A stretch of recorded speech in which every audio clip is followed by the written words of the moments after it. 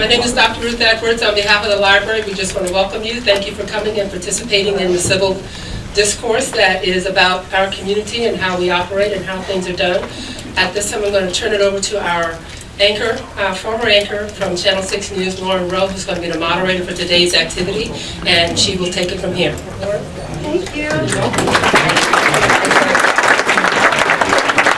All right, please forgive me. Clearly, I have a parking problem. Yes, ma'am. And I had a knight in shining armor run out and go park my car for me after I circled like 8 times, so thank you all for being so patient for me. I'd like to thank the library for asking me to do this today. I'm very excited to be here, and I'd like to thank the candidates for showing up today. As you know, I don't think they need any introduction. I think this is about the 4th debate. We are going to try, where's my timer? Hello, lady, how are you? We are going to try to stick to a format today. I'm not a big fan of debates. I prefer discussions. And so we will try to stick to a format. I'll try to give the rules of that particular question at the beginning, but follow-up questions might come from me or the other person in a form of rebuttal, but I'll try to keep track of how it all goes. Are we ready to begin? Okay, we have, I can flip a coin. But is there a person that would prefer to go first on the introduction? Is that okay with you? Okay, let's begin with the 2-minute introduction from each candidate.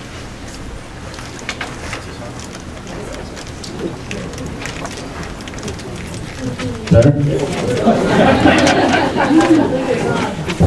You know, I might just stand and speak loudly. Is that better? Yeah. Great. In case you haven't recognized, we're at the library. The books kind of indicate that up front here. I'm Steve Leary. I've been on the commission now for 4 years, and I've been your vice mayor as selected by the rest of the commission for 3 of those 4 years. My wife Caroline is here today. There she is, and my folks are actually here too, so thanks for coming. Caroline and I visited Winter Park a few years back and decided this was the place that we wanted to raise our family. So we have 9-year-old triplets, and I wake to the future of Winter Park every morning, and it is a wonderful place to raise my family. I'm also a small businessman. I own Flange Gilts International, which services the oil and gas pipeline sector, and we run that business right out of Winter Park. I do live, work, and play right here in Winter Park. Over the past course of my career, I've been known as a bit of a problem solver. I kind of like getting my hands dirty and getting in and fixing things. And I think today we're going to hear, pretty sure we're going to hear about trees today. I don't think that's going to surprise anybody. I think we'll probably hear a little bit on development. And I think we're going to hear about finance. And I will share with you how over the past 4 years, we've worked together as a commission. Some of us have led at times, some of us have kind of just been part of the team. But I'm going to share with you how we've solved some of the major problems over the past 4 years in the city and put the city in such good shape that it's in today. One of the things I really want to talk about is the future, because that's what this race is about, where we're going as a community. I want to talk about building community. I want to talk about building community, not by tearing things down, but by building it up. Not by being divisive, not by saying, well, the west side, Lakeside, you've been here 2 years, you've been here 2 generations. I want to talk to you about building the community that we all love to the next level, to the next step, and how we address all those issues that I've talked about, finance, trees, development, and how we're going to do that for the next generation. Thank you all very much. I appreciate being here. Let's begin at 2 minutes, and I do appreciate that we have a problem with the microphone. It's okay to stand during these opening remarks, but afterwards I think we should all be seated for the rest of the debate. Ms. McKinnon, you ready? If not, we can wait for just a moment. Do you need that microphone? Okay. If I have that down there, that's not good.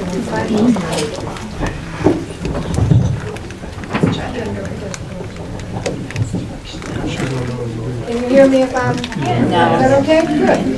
Good morning. My name is Cynthia McKinnon. You know, all these TED lectures, you know, everybody has to watch TED lectures. They say, always stand up and get ahead of your opponent. And they say, never put your hands like this, put your hands here. Anyway, I am what I am at this stage of life, so thank you for being here. Let me answer the first question that everybody always wants to know is, as soon as I stand up, why are you running? Let me give you 4 reasons why I'm running. I think that you deserve a city government that guards and spends and invests your money, your tax money. Oh, that's good. on? Is that that guards and spends your tax money in a way that reflects your priorities and that protects the greatest asset that most all of us have, our homes and our residential neighborhoods. Secondly, you deserve a government that guards and protects the special place that Winter Park is and that it has been for 125 years in terms of the wonderful assets we have like brick streets, big trees, all those things, but also our amenities like a vital downtown, our Central Park, this wonderful library, our golf course. But you also deserve a city government that is working to implement a plan and a vision for our future that protects what we have right now, but that also makes and enhances opportunities for our children and grandchildren. Finally, you deserve a government that is inclusive, respectful, that wants to involve you in the process of governance. You know my background by now. I'm a retired judge. I've run a small business. I've lived in Winter Park for 40 years. I have grandchildren here. My son and his wife are here. I have a large extended family, and I have the ability to fulfill this vision. Thank you.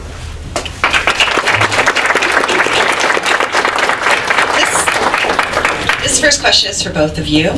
What most qualifies you to be the mayor of Winter Park? With an emphasis on most. What is the most qualified way that you can actually run the city of Winter Park? Okay. No, this one's not working yet. Okay, you. Here we go. Okay. How's that? What most makes me qualified qualified. to be mayor? The past 4 years, this is not on-the-job training. You need to know who to call, how to get things done. The last 4 years, my experience is recent. It's also relevant. I have spent time in this community. Before I ran for office, I sat through board meetings. I attended city commission meetings. I've been involved every day for the past 5 to 6 years in city government, understanding how things work. And not only at this level, but also at the county level, and state level, and national level. You need a leader who understands how to get things done, and how to get things done does not mean just in Winter Park. It means incorporating regional partners. When we talk about traffic calming and some of the issues we face as a community, our problems are regional problems. When you think about it, 300,000 new residents in Orange and Seminole County over the past decade, that's what's impacting a lot of Winter Park. And you need a leader who understands how to work with them and how to work at the national level too, to benefit all of us here in Winter Park. That was a 1-minute answer, by the way, and a minute for you, Ms. McKinnon. I have a life. This is very confusing. I have a lifetime of relevant experience. I've run a small business, taken it from financial insolvency to solvency. I'm a lawyer. I'm a retired judge. I have broad, wide experience in lots of different areas. And I did not come to this just lately or just yesterday. I've been a consensus builder all my life, particularly as a judge. A judge has to listen to both sides of difficult and complex issues and reach a decision that's in the best interest of all the community. I've also litigated cases involving large commercial loans all over the United States. So I have experience, a lifetime in Winter Park, and broad experience all over the country. And I'm a consensus builder. I know how to bring people together, and we need that right now. Let's begin this question with you, Ms. McKinnon. The race so far has focused mainly on development. You have called the Paseo apartment complex the monstrosity. The 140-unit project was approved in 2006, although the conditional use approval was lapsed. The zoning code provides for and allows the property owners to request that conditional uses that expired to be reestablished. Now, staff in 2012 said the design was a far better design than that was requested in 2006. If denied and a Burt Harris lawsuit proceeded, the city could have been forced to accept the original design from 2006. How would you have handled the project in 2012 differently than it was handled by the current elected leaders? First of all, I take issue with some of your recitation of facts. I don't agree with all that, but be that as it may, let me just get to the bottom line here. The vice mayor has said we had to approve this because we were in danger of being sued and the developer had vested rights. And I always wondered why at the time that he voted for this, did he say then, this is a wonderful project, we should be thrilled, it's tremendous, it's great. Why didn't he tell the rest of the commission, wait you guys, we have to do this, there are vested rights. The reason, and he's held up a legal opinion, that he says, this says right here, the developer had vested rights, there was a Burt Harris claim. This legal opinion is 2 weeks old. I have it also. It is 2 weeks old. There was never any fear of a Burt Harris claim or vested rights. It's just not the facts, or he wouldn't have been saying, this is a tremendous project. We should be celebrating. Communities all over the United States would like to have this.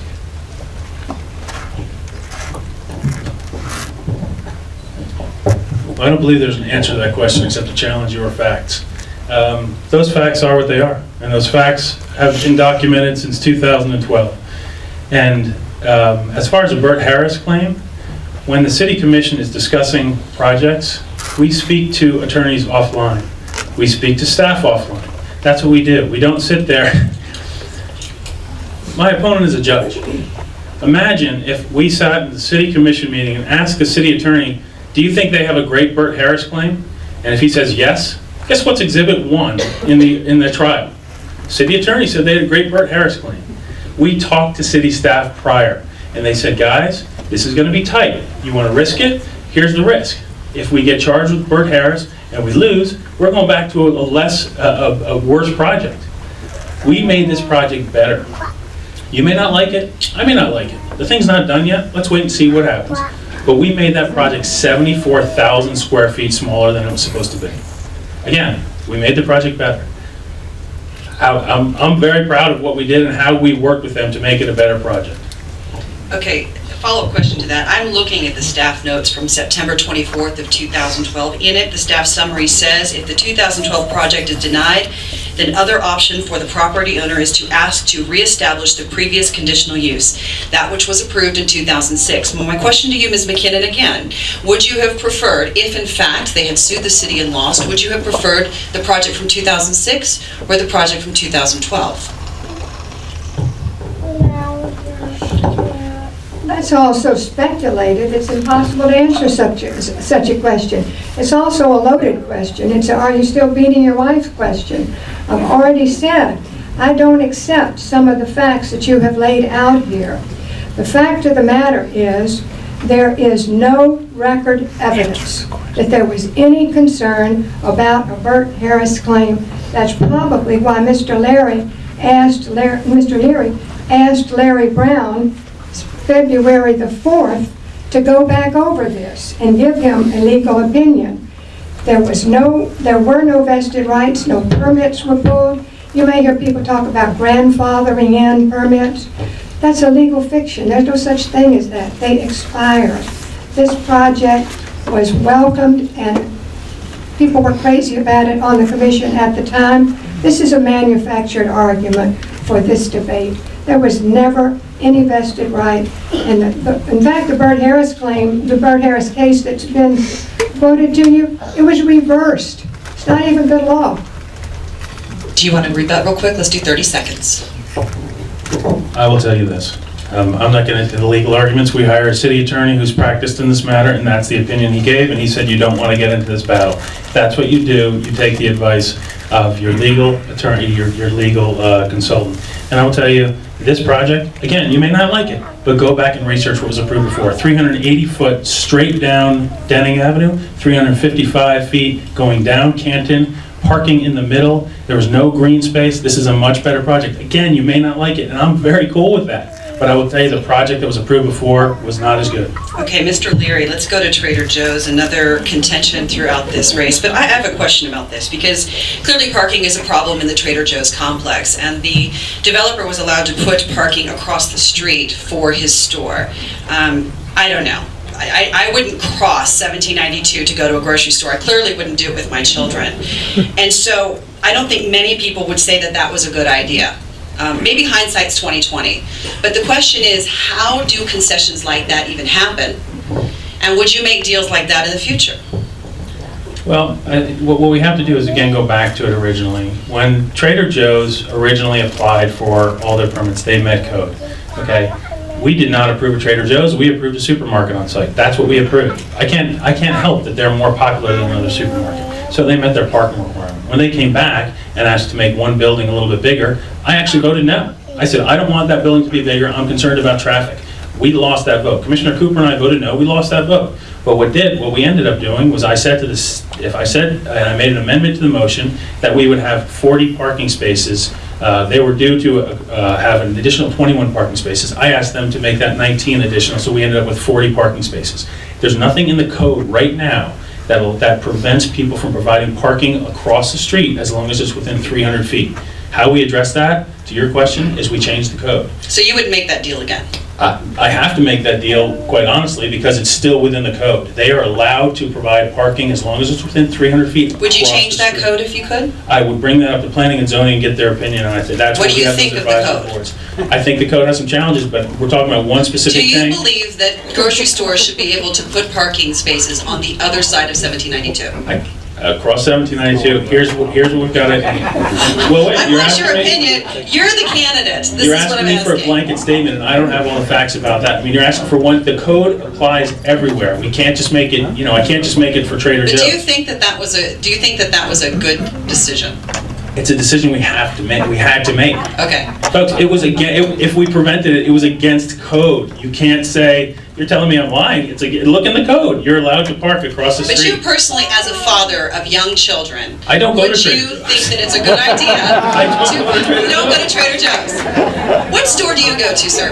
I go to Publix. Okay, so if the Publix was across the street of 1792 and there were no parking spaces in order to use that Publix and you had to go across the street on 1792, would you do it? Oh, boy, Lauren, come on. It's within code. Listen, As long as Guys. it's within code. Okay.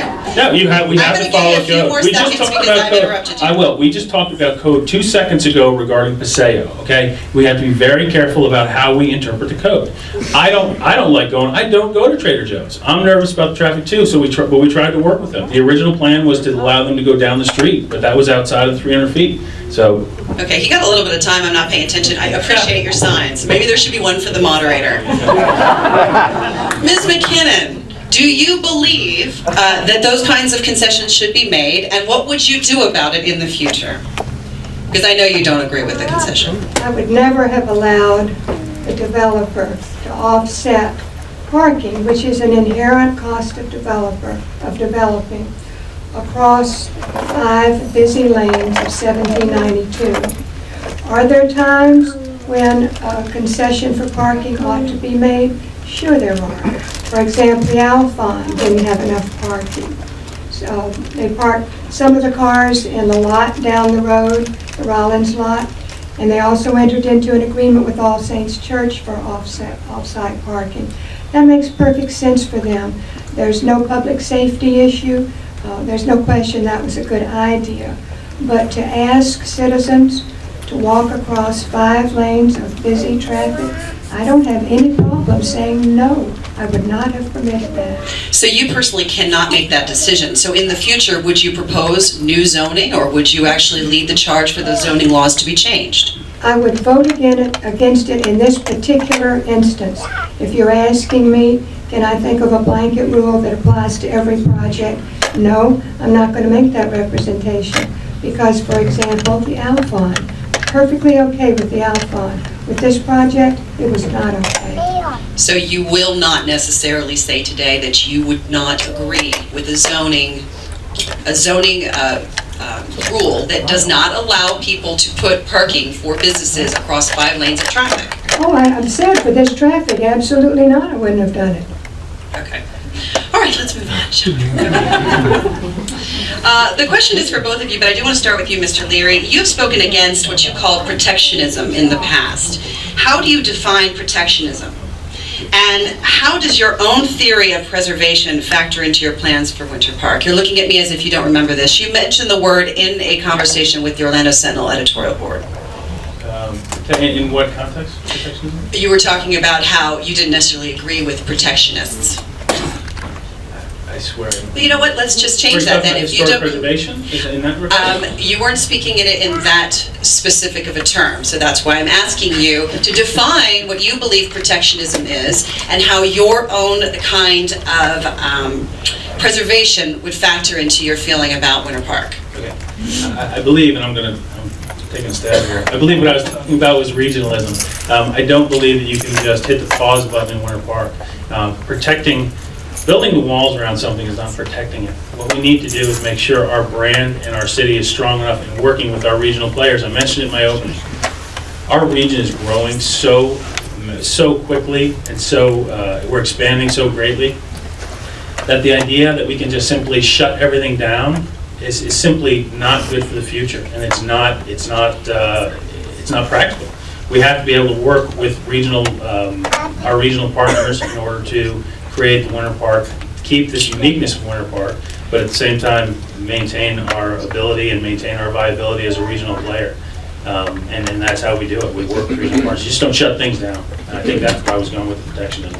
All right, Ms. McKinnon, how do you feel about the word protectionism, and what does preservation factor in as mayor?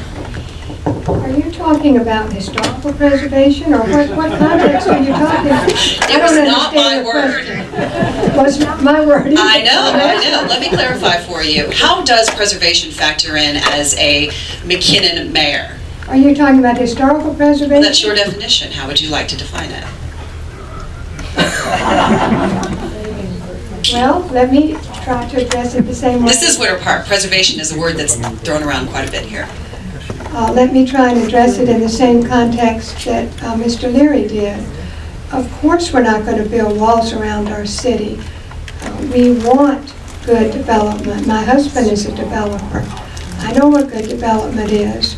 The Alphon is a great example. We also have been able to attract high-end developers like Restoration Hardware, notwithstanding that Trader Joe's business model is to put these stores in small strips where they can create a lot of buzz.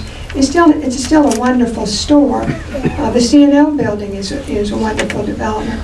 I think we can attract good development with the present codes and regs that we have. Why wouldn't anybody want to come here? We're in a paradise.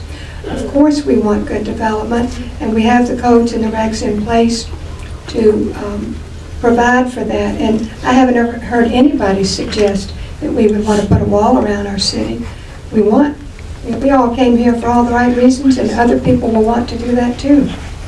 All right, let's talk about preserving the tree canopy. This is a big topic that tends to come up in this debate. And I'd like to better understand what a plan could be for a comprehensive plan for the trees in Winter Park. I know that, Mr. Leary, you've talked about having a plan and that the city didn't have a very good plan before. Can you expand on that? You have a minute, and then Mr. McKinnon. Ms. McKinnon, I'm so sorry. I know you're not Mr., that's for sure. It's a gorgeous necklace. He wouldn't wear that. The city did not have a comprehensive urban forestry management plan. Through the different debates, my opponent has talked about an inventory. We did have an inventory. That was just a counting of trees. We did have a quadrant plan that basically assigned different teams to different quadrants to trim. That wasn't a plan. This current plan that we have, and it was instituted just this past year, is the first time we have a proactive management plan. And it's important because everything I do at the commission level, I see through the eyes of my children, and I think about future generations. This new plan has GIS mapping. It's a wireless app that goes on the arborists' iPads. They can walk around and identify trees. And it's monitoring. We have priority standards. We now have pruning standards that we have out there, which were not in place before. There's a coordination with the undergrounding plan of the electric utility, which again never existed before. There's a survey of the trees. There is categorization by methodology. There's a centralized database. This is the first plan we have that will guarantee a canopy for our children and our children's children. It talks about diversification of species, a whole bunch of different things. Ms. McKinnon? Trees have been a big deal in Winter Park forever, always. This is not the first plan we've ever had. We had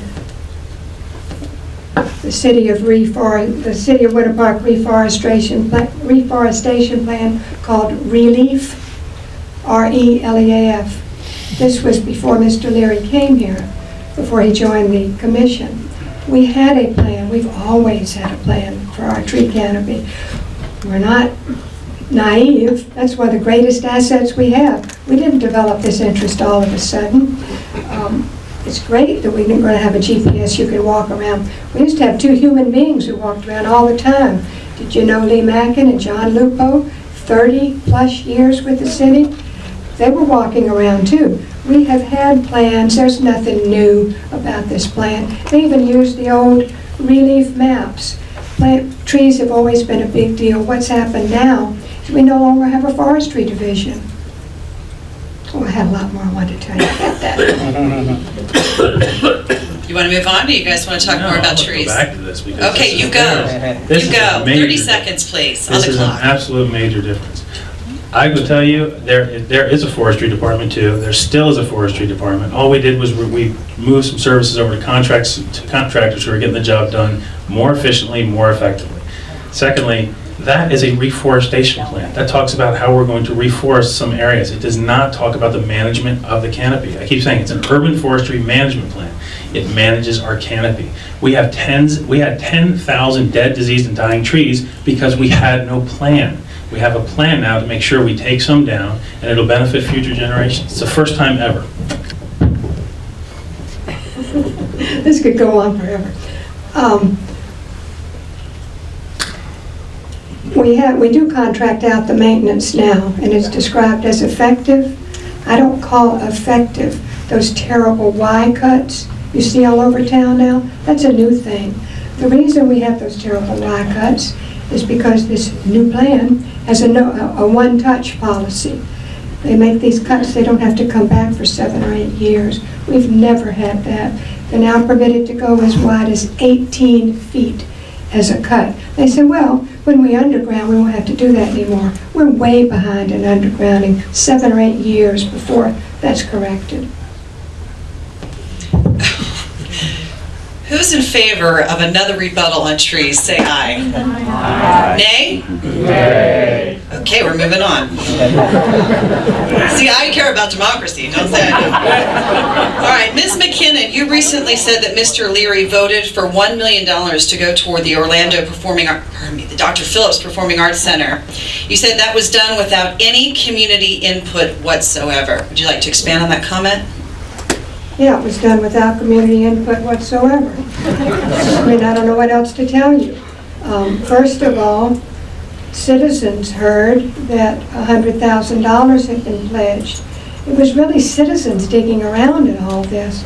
They found out, oh no, it's not $100,000. It's $1 million over 10 years. And it's also bound city commissions for 10 years. We didn't get, let me just say, this is not about is that a good project. It's a fabulous project for all of us. We have season tickets for the plays. That is not the point. The point is, it's $1 million. There was no input from the city. We didn't get anything back that we wouldn't have had anyway. We have the ability to all go. And it was done without the consideration of our local cultural and social institutions. The Bach Society, all of those get minuscule contributions from the city as compared to the Orlando's project.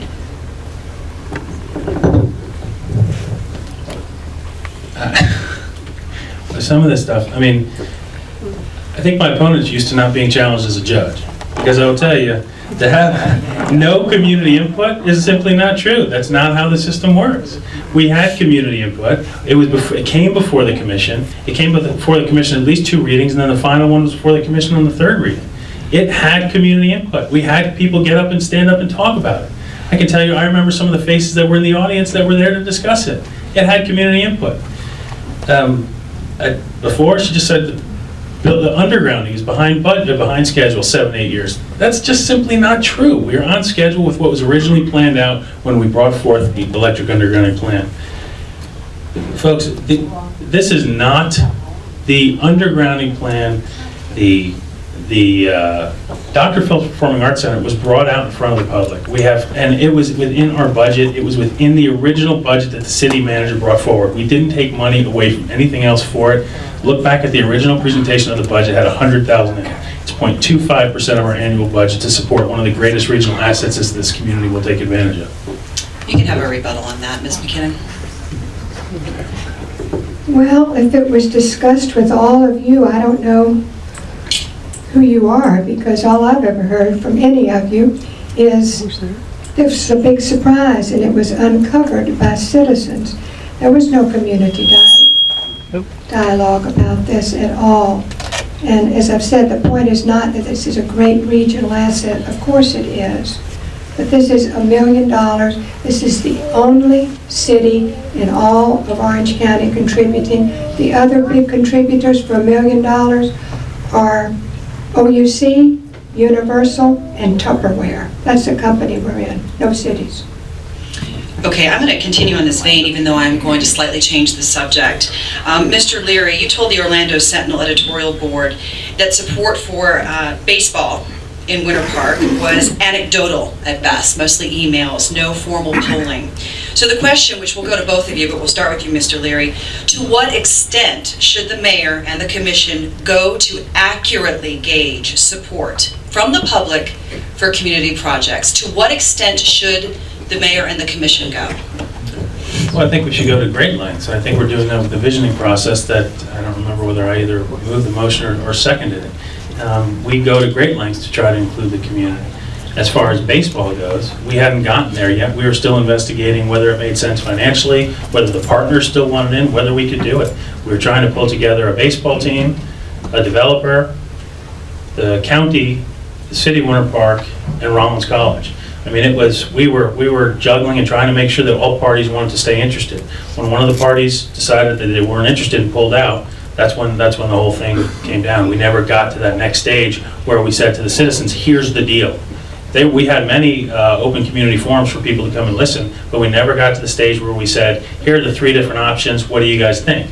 And again, we had at least two community meetings on it. So it had been discussed, it was out there, but it was very premature in order to get community feedback on it because we couldn't, it was like showing them the ingredients without saying, what do you think, and saying, what do you think of the meal? We're trying to get the thing together first before we present it to the community. Ms. McKinnon?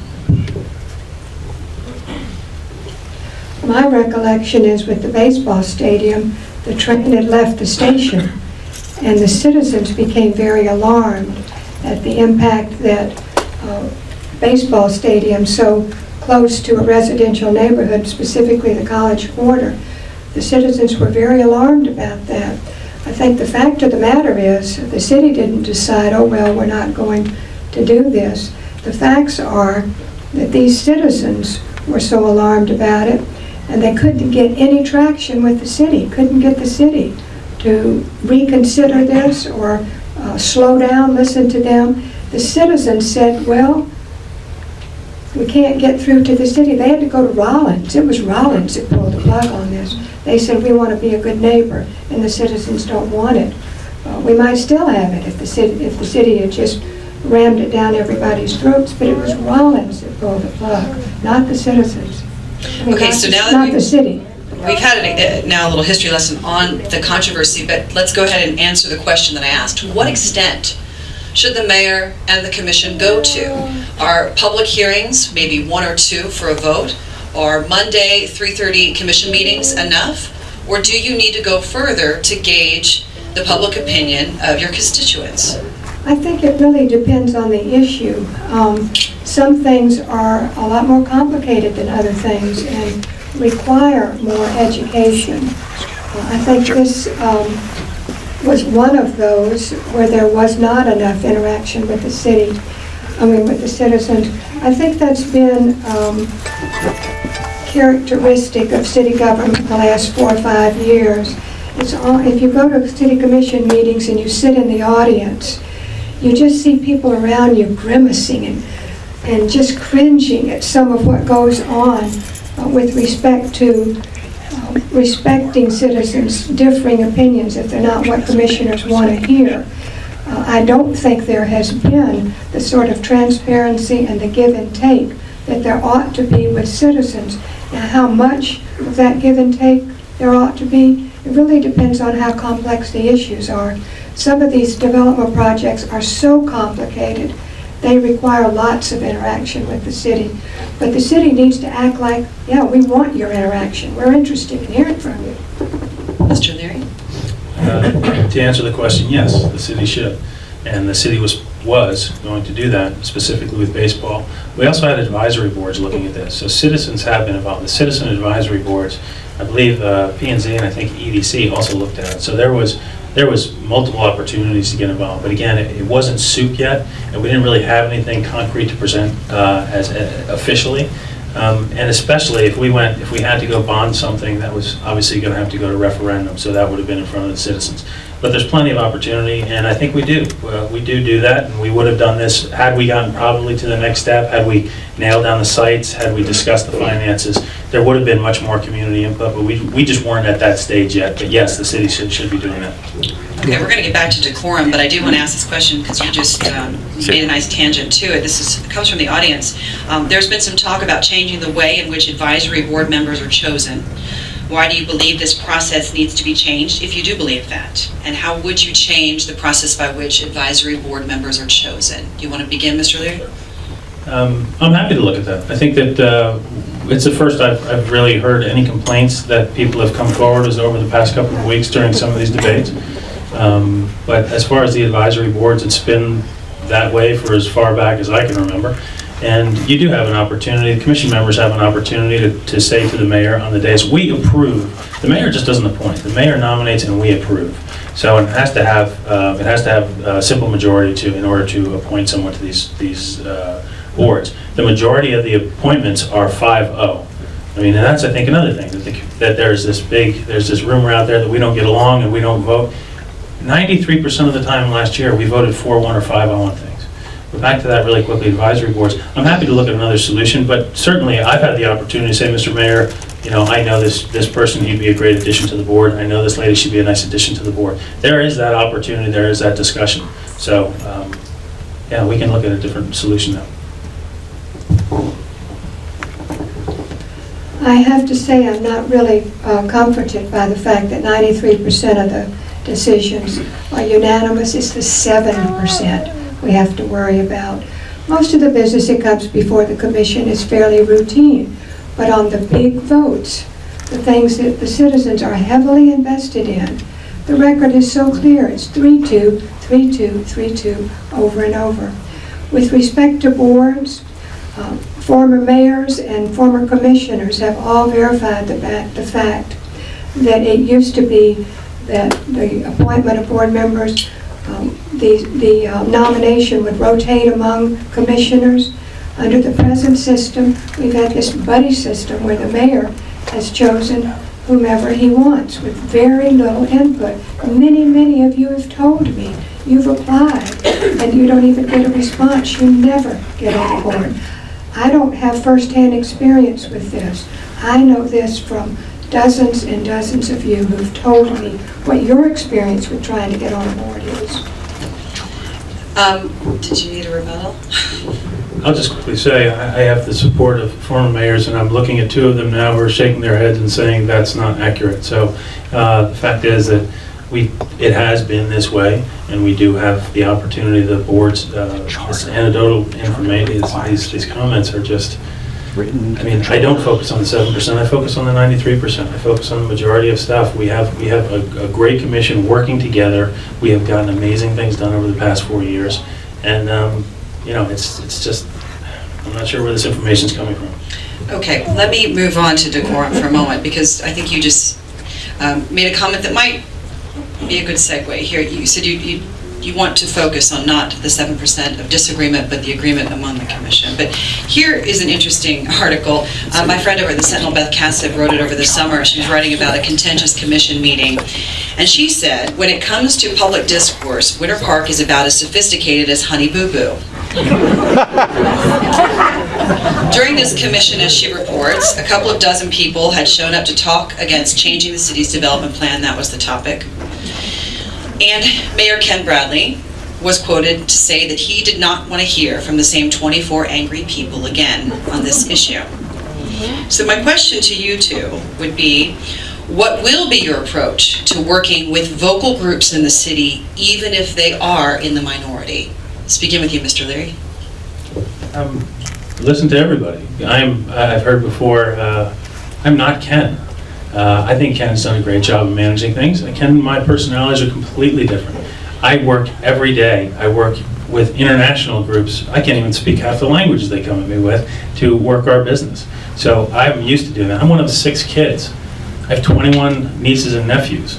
Congratulations, Mom, on that. But I work with large groups throughout my entire life to build consensus. I managed budgets in excess of $150 million when I lived in New York, managing clients, managing resources. I listen to everybody. You can ask anybody that works with me. Check with city staff. I listen to everybody. I'm not Ken. Ken and I have a different management approach. As I said, I'm very proud of the work he's done, but he and I manage things differently. And you know, they talk about it as making sausage. It gets ugly up there sometimes. But I think you'll see the majority of us get along very well up there, and we work together well. Ms. McKinnon. When so many citizens first began to ask me to run for mayor, and they said that when you go to a commission meeting, it's just shocking the lack of decorum in a city with such intelligent and sophisticated and involved citizens. And I said, well, just because someone's rude, that's not a platform. But I began to go to meetings, and I realized that begins to affect governance. People lose confidence in their government when they are treated with condescension and a lack of respect, particularly when you have the level of intelligence and expertise that we have in this community. I've been very embarrassed to be in the audience and hear some of the sniping and interchanging. It's not just talking, it's people going, you know, like a 5-year-old. That kind of behavior is not permitted in the courtroom. You say to the attorney, I see what you're doing, and cut it out. I have wished before that would happen in commission meetings. Would you like to rebut that statement? Okay. Ms. McKinnon, you have said that it was an article about Winter Park's West Side that propelled you to enter the race. Can you expand on that and talk a little bit more about the West Side and how it is important to you? Well, the article that I wrote in my Word column, I don't remember when it was sometime in the spring, I think, was really about this lack of decorum that I was witnessing and was so surprised to see going on. People were not being respected, and I thought that some of the comments that were being made about the West Side in meetings were historically inaccurate, because I was on the CRA when some of the comments were being made. So the article was generally speaking about that lack of decorum, but it touched on facts that were relevant to the West Side. I see that. Go ahead and take another 30 seconds or so to talk about that. The West Side is very important to me. It's a historical neighborhood. It was platted when this city was being established 125 years ago. The railroad tracks were supposed to be a dividing line between the African American community that lived over there. Obviously all that has changed, and it's all changed for the better in that respect. But that community has been subject to rampant development that has seriously adversely affected their neighborhoods, and I'm sorry to see that. I'm out of time, but do you? Let's go ahead and get a rebuttal real quick, and then we'll talk a little bit about gentrification in a minute. Go ahead, Mr. Leary. Can you just repeat the question for me now? We moved the topic to the west side of Orlando. Ms. McKinnon in the past had talked about how the west side has been important to her, and that it should be considered a historic and part of the city and something that needs to be preserved. What is your feeling about the west side of Winter Park? Well, I had breakfast with Reverend Williams, who runs the Ward Chapel, which is kind of there in Pennsylvania, and we actually discussed this issue. And the challenge that he faces as a pastor who takes care of so many families on that side and ministers to them is that there are people whose life savings are tied up in their house. And when someone comes and offers them $100,000 for their house, are they supposed to say no because you may knock it down? You should sell it for $30,000 for someone who's going to retrofit it and renovate it and lease it out. And he said he struggles with that. And he said to me, we could make a lot of money if we could figure this whole thing out nationwide. It's every community struggles to figure it out. I will tell you that community, I have a lot of friends who live over there. That community is safer than it's ever been. We used to average over 1 call a day to that from our emergency services department. If we get 1 a year now, it's unusual. So that community is evolving, the look, the feel, and it's got a lot of support within it. I was watching an interview with a woman who moved away. May I Sure. respond to that? Sure, go ahead. I think it misses the point to say someone should be able to sell a single-family house for top dollar. Of course they should, no matter where they live. That's not the point. The point is what we've seen over there over and over is developers buying up 6, 7 single-family homes, then wanting to combine them, as they did on the corner of Canton and Capon, into a megastructure for 32 families. That's the point. Obviously, if West Side residents, just like East Side residents or anywhere else, can make the most on their house, go for it. But the city should not be letting developers combine all these lots and put up these megastructures right next to single-family homes. Another example are all those homes on Lyman, right behind the little chapel that was moved. Italianate villas right across from single-family homes. I regret that that's happened. Do you want to respond? I was about ready to mention a woman who had moved away and had come back, and she had claimed that the gentrification of the West Side was built in a large part on families that were under distressed, and they had to sell because of that fact. Do you have a solution for that, or do you believe that the continual gentrification of the West Side is good for Winter Park? I think it's a very difficult balance. The project that my opponent just mentioned on Canton and Capon for 30 units was actually turned down. It didn't get built. We came back, we have four units there on what was traditionally, we just replaced 4 units. There is a mix going back and forth. I know that there's an elderly lady who lives directly across from those new places on Lyman who absolutely loves what happened across the street because it replaced an old taxi stand and it replaced some pretty rough-looking housing. And now she's very excited about having those beautiful homes across the street from her. So I just think it's a really difficult balance you have to watch. And you know, the largest densification that we approve over there is the Historic Land Trust. We let them put 4 or 5 homes on a smaller piece of property to try to assist with some affordable housing. Do you want to have one more rebuttal, Ms. McKinnon? Well, I don't know whether there's one lady that lives across the street that likes those, what I call the Italianate villas, but I can tell you I've spent a lot of time over there, and there are many, many people who are worried about their neighborhoods. The reason that the Canton and Capon project was defeated after 3 tries by Mr. Bellows, the developer, is that the community, the whole community, not just the West Side, but all of us said, we don't want this in our town. You're not permitting this on Bonita. You're not permitting this on Old England. You're not permitting this in the Villas. Why are you permitting this to happen on the West Side? That's not right. Everybody in the community, those meetings to me were some of the most exciting displays of democracy at work that I've ever seen, because so many citizens turned out to try and help the residents on the West Side defeat this plan to put 35 homes there. and they won. And it was a victory for the whole community. Okay, Ms. McKinnon, I do have a question from the audience, and I'm going to first read what this person wrote here. She said, I'm assuming it's a girl. I should not have said that, right? It could be a female. You're assuming it's a girl? I'm assuming, well, I spend a lot of time with an 8-year-old. It's all girls and boys to her.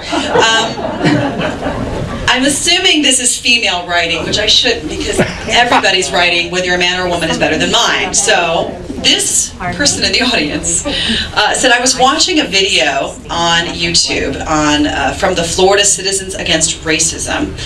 You stated something about Negro Town and plats of land on the west side. To refresh people who have not seen the video, in an interview with the Orlando Sentinel editorial board, you had mentioned that the west side had been called Negro Town. Of course, this statement has been out there quite a bit since then. Would you like to talk about what you had said to the editorial board and explain it? This is what that person asked. Yes. When the town was platted back in the 1880s, that term was in use. That's no big surprise to anybody, is it? The whole town was set up to segregate the west side from the rest of the town. Is that any surprise to anyone? The implication that I use that term today is patently false. It's just meant to deflect attention away from what the real issues are. The town was platted with, sometimes it's called Negro Town, other times there are other names, but that term was used in those days, yes. But if someone is trying to imply that that means that I approve of that term or that I use it now, it's patently false. All you need to do is look at my whole life from the time I was a kid to determine what my values are. It's offensive is the bottom line, and I don't mind saying so. Mr. Leary, you seem to have a problem with that term in the conversation with the Sentinel, and they did not allow you to continue the conversation, so I'll let you do that now. Well, I agree with my opponent. It's offensive. That term is offensive, and we looked because I was interested when I heard that, and I was not able to turn up any plat that called it that. There was use of that term to describe housing on that side of the tracks, but we could find no plat where that was what that was called. I was uncomfortable when the term came up. I said that at the time. I don't think in this day and age we even need to repeat that word. We can say that an offensive term was used at one time. I just don't think that's a term that needs to be discussed in this day and age anywhere. Any other comments on this topic? This is so patently silly and historically incorrect and offensive to me. This came up in a Sentinel interview when I said about the efforts that I have made all my life for social justice in every community. I said those people over there have been run over with development, and talked about the fact, Negro Town. If you want to find where this term has been used, Mr. Leary, go to a Sentinel article from 1985 that someone sent to me. Said this is the stupidest argument. Why is this even being continued? And you'll find this sort of evidence. But I have nothing else to say on this topic, period. Okay, just in case you're wondering who the silly one was, it was someone here in the room. Not me personally. Okay, let's go ahead and move on to the future now. When we're talking about vision for the city of Winter Park, I would like for you all to please talk about at least 2 ideas that you have for Winter Park that do not include development. Who would like to go first? Yeah. Well, I think one of my, as I said, I coach my son's lacrosse team. I help out on my daughter's soccer team. I've coached baseball. I've been involved in a lot of things that take advantage of the resources we have as a community, and I've been, as we've spent the last 4 years really focusing on trying to get our balance sheet in order and try to take care of some other things that were hazardous, like the trees and the safety issues we face with those. One of the things that I don't think we've paid enough attention to as a community is some of the facilities within the city, and I want to focus on that. I will be concentrating on that. Secondly, the corridors. It's been a major, and that's got something to do with development, but it's really got to do with the aesthetic of the city. I want to make sure when you get off Fairbanks and the work we've done, the groundwork we've laid, your children, my children's children will be proud to get off Fairbanks one day. I think it really needs to be addressed, and we're working on the corridors. Winter Park is just much more than Central Park and downtown Park Avenue. We need to extend that brand all the way out to our arteries on the way in and out. Okay, I'll repeat the question. A couple of ideas that don't involve development. Thank you. One thing that I'm very excited about is the Sustainability Task Force. I think it's made up of a lot of very intelligent, aware citizens, and some of the ideas that they have with respect to biking, walking, recycling, water, all these things that relate to the sustainability of a community, I think are very exciting. I'm very impressed with what they're doing, and I would like to be able to fold some of their ideas into the visioning process. Maybe we would focus in visioning on making our city more bike-friendly and more walkable. That's one of my big goals, is trying to get the sustainability group and the visioning group to produce a document that doesn't end up on some dusty shelf behind an office, but that really presents a plan for our future that includes sustainability. All right, I saved the best for last. From the director of the public library here in Winter Park. A lot of discussion about a new library, the city's library facility task force. It always comes back to buildings at the end around here. They're working to select a new site for a new building. How do you view the role of the library in the Winter Park community, and what new feature would you want to see in a library of the future? Let's begin with you, Ms. McKinnon. Well, once again, we've got a task force of citizens working on this project, and I'm very impressed with what they're doing. It doesn't seem to me that any of the members of that have any particular axe to grind or a point of view they're trying to push for the city. Their term has been extended from supposed to end in January. It's been extended 6 more months, which I'm pleased with. I know that one conclusion that appears to have been reached early on was that this building is not susceptible to rehab or to adding on because of a lot of architectural features about the building. But I've had people that, neighborhood gatherings that we've had, architects that say, look, we've got libraries in our community and in our country that are 150 years old. What's so unique about this one that it can't be rehabbed or it can't be added on to? I don't frankly know the answer to that, but I'm interested in more conversation with this task force on, is there any possibility that we could keep the same site, or must we absolutely move somewhere else? Well, we've been studying this for a while, and as we do, we convened a task force like we did with so many other opportunities that come before the city. We are currently looking at it the way this structure is not set up well for the majority of use that this structure gets. 20% of the space is dedicated to 80% of the usage. Pretty bad numbers. 80%, the children in our community use this library, 80%. That's where that is. And they have a very small space upstairs. It does not lend itself to reconfiguration based on structural issues in here. When you start talking about restructuring it, you start getting into major costs, and it would almost be less expensive to look at other areas and look at another building, including this venue right here, to rebuild right on site. So we're looking forward to getting back some information, but it needs to include, kids are learning differently than ever before. There's experiential learning. I mean, you can tell from all the little gadgets your kids and grandkids play with, they're learning differently than ever before, and we need to make sure we have that set up for them. Okay. Hey, breaking news if anybody wants to know. The state board just approved nearly $3 million for UCF campus downtown, for those of you who are interested in that. Just thought I'd, Hey, I get tweets just like everyone else. Are you on your device while we're... It pops up on the screen. I have to use this for my research, I'm sorry.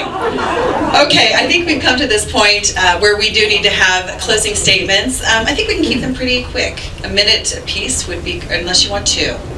Two? Two, you tell them, okay. I'm getting spanked for having my device, so whatever you say now at this point. 2 minutes, and I believe that, oh, who began? You opened, so I don't, pardon? You know what? Thank you very much for clarifying that for me. So then that means that Ms. McKinnon, you can begin.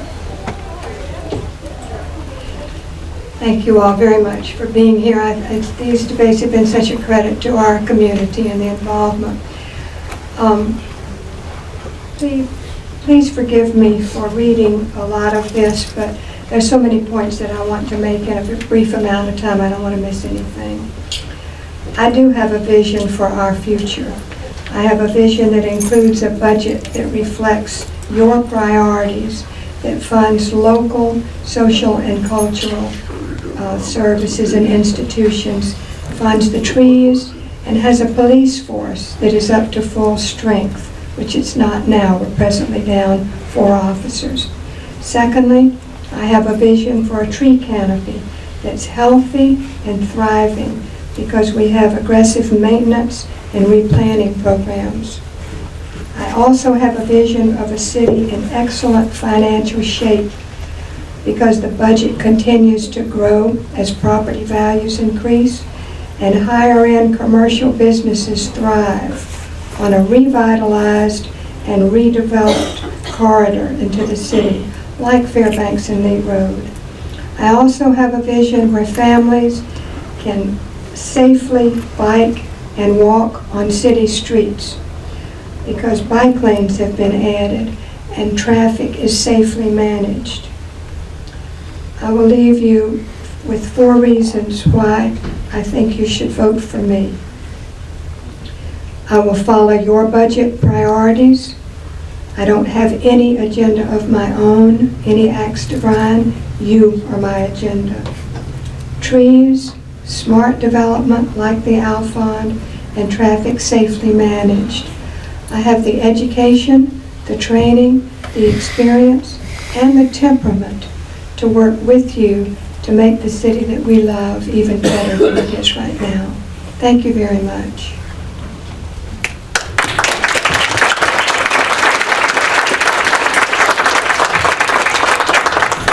Thank you all for coming today. Thank you, library. Lauren, thank you so much. We'll get you a parking spot next time.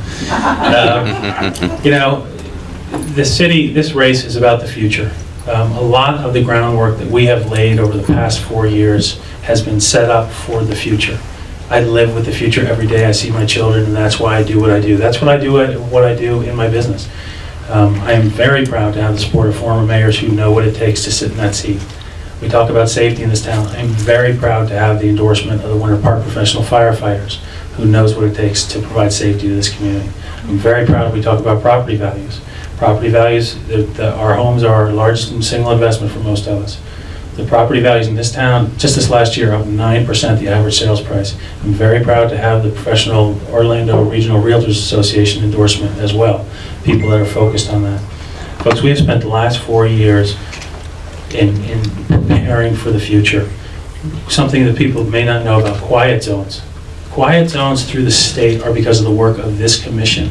We went to the state and said we really need help financing quiet zones, and we're the first people on the list. We will be getting quiet zones so our intersections with the trains are going to be safer than ever. We're the first people on that list because we set money aside a few years ago, so we're in great shape.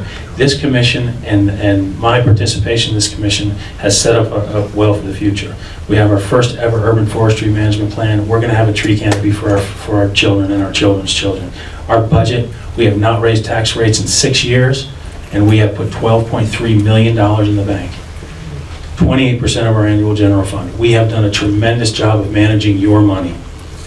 Third, the corridors. Our corridors, we are working to clean those up. You will love what you're going to see in the next couple of years because of the work this commission has done. And I will tell you, it brings cheer to my heart when I see people walking up and down Park Avenue. This city is in such better shape than it was 4 years ago, and I'm proud of the record. I'm proud of the work we've done. Thank you all very much for coming.